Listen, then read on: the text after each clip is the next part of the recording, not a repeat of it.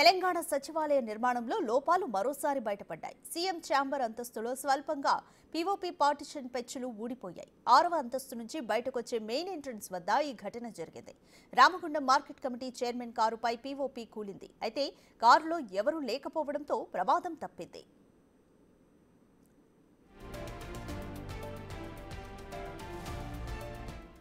గత బీఆర్ఎస్ ప్రభుత్వం ఎంతో ఆర్భాటంగా సచివాలయాన్ని నిర్మించామని గొప్పలు చెప్పుకుంది.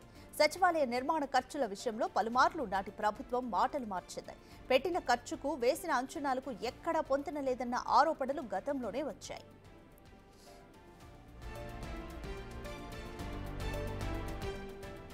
పెచ్చులు ఊడిన ఘటనపై షాపూర్జీ పల్లాంజీ నిర్మాణ సంస్థ స్పందించింది. రెగ్యులర్ డిపార్ట్మెంట్ వర్క్స్ లో భాగంగా కేబుల్ లైటింగ్ కోసం పనులు చేస్తున్నట్లు చెప్పారు.